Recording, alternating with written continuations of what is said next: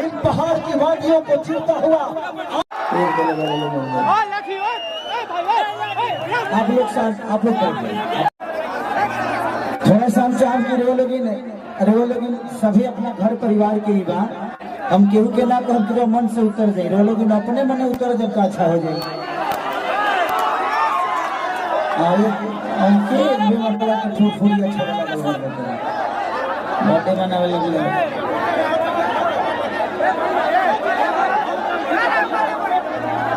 लठिया हमारे गुहा में ढुक जाई होने रखा ना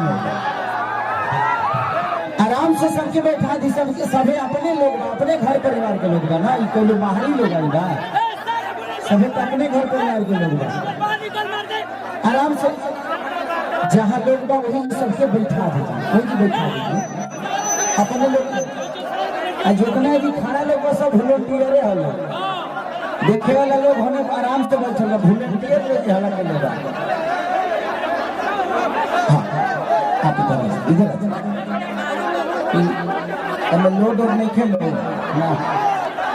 लोड और मत रखिए भाई हम पुलिस से बड़े डराएंगे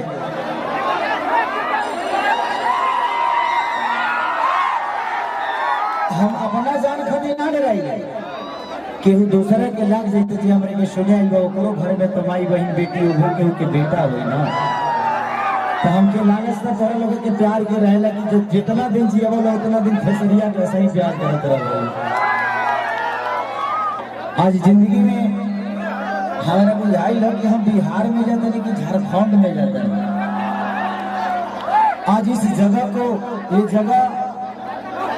पत्थरों से घिरा हुआ जरूर है लेकिन आज स्वर्ग से कम नहीं लग रहा है जब स्वर्ग में आ गए हैं इतने सारे देवताओं के बीच में आ गए हैं जहाँ पे सिर्फ मोहब्बत ही बरसता है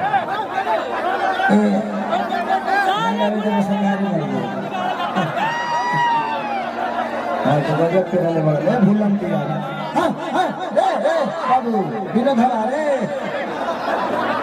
संतोष संतोष पहला ले पीछे ही भैया पीछे ही रहेंगे कि यही तो मुंह में ढुका दिया है व्यवसाय चल रहा है आराम से कैमरा चल रहा है बेचारे मीडिया के लोग आए हुए हैं इनको ऐसा ना लगे कि हम कहाँ आ गए 2 दिन से हम सुतले लेके खाली फ्लाइट देखा नहीं आप सबका प्यारे बना कि 2 दिन के जागलो में आज इतना अच्छा लगा था कि हम अपना घर परिवार में बनी अपना गार्जियन सूट जितना भी लोग बस सबके आशीर्वाद लेने का तैयारी बनी थोड़ा सा साइड हो जाइए उनको दिक्कत हो रहा है खींचने में अरे तुम लोग तो रोजो खींचे लाए ये लोग के खींच ले बता तुम लोग तारा से तो कहियो मिल जाए हम खेसरिया के कहीं खोज ले लोग ये लोग के कबो पर्वे 30 के भेटा खेसरिया आ कोरोना के बाद पहला बार तो हमारा हाथ में माइक मिलेगा बुझात है हमारा हाथ में अगरबत्ती मिल गई बा 2 साल के बाद आज हाथ में माइक मिलेगा वो सबके बीच में खड़ा होकर कुछ कहे करके न तो 2 साल से कहानी के दूसरे कुछ बेचे तो नहीं जाए आज पहली बार लाइव मेरे सामने अपने आप के बेचे के मौका मिलल बा और ये इतना सुनहरा मौका में हम निकाल बनी जा आज हाथ में दे दीजिए ये आपके बीच में वर्गीय पहलवान साहब के अच्छा एक बार बहन की तरफ से बहुत स्वागत हुई हमके बबन जी के जो कार्यक्रम के मुख्य संयोजक के रूप में बबन यादव के धर्मपत्नी थोड़ी बड़ी बड़ी हाँ और आपके बीच में पूर्व मुखिया आदरणीय पहलवान साहब जगदीश सिंह यादव जी मंच के प्रयासी विनय बाबू जिन लोगों के सौजन्य से कार्यक्रम आयोजित हुआ आपके बीच में हमारे अभिभावक आदरणीय लाल बहादुर सिंह यादव जी आदरणीय रामविलास यादव जी आदरणीय बिगाऊ सिंह यादव जी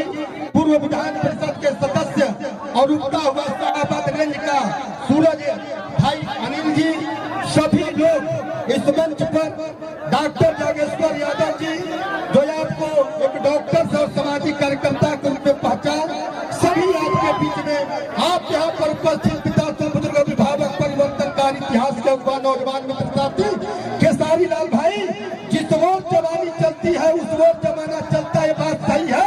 मैं भगवान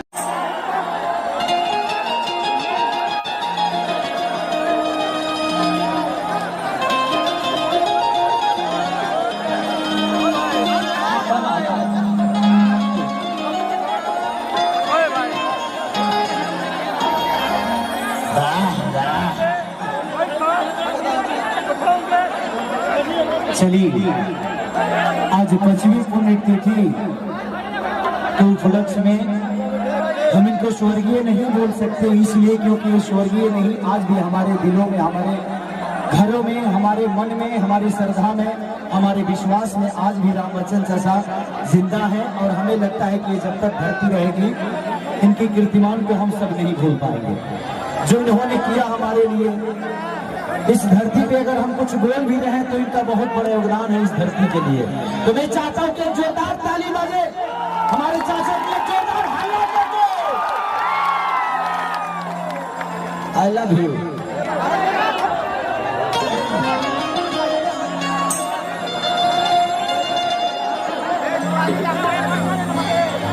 और बबन भैया को ढेर सारी शुभकामना कि आज बबन भैया की वजह से और एक हमारे चाचा जी मोह छठ के गए रहने मेरे साथ है, वहाँ के ऊर्जा देख के ये उम्र में भी लागल कि ना वो धरती को हमके जाए के चाहिए। और यही से विदेश छोड़ के हम आ गए नहीं, फिर वह सबसे प्यार करे खातिर। आज केसरिया दुनिया के कोनो कोना में जाओ तो कहा, लेकिन वो लोग उनके आशीर्वाद वाले हलस पर वो लायक बना। इसे हम कोशिश करेंगे कि हर वक्त हर समय रवि सब की मनोरंजन खातिर कुछ नया करी, कुछ अच्छा करी, ताकि रवि सब के प्यार हमेशा हमारा तो बनल रहे। तो थोड़ा सा भाई, थोड़ा सा साउंडवा के अलग से थोड़ा सा पीछे रहा तो देर तक हम गा पाए। बोलो हवा से ना तो ये तो गलत बात, ये संभव नहीं है।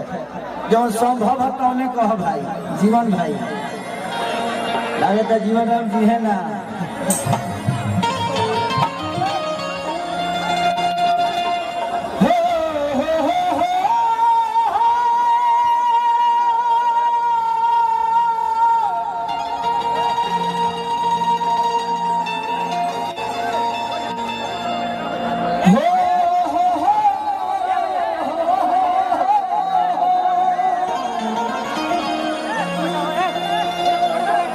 हो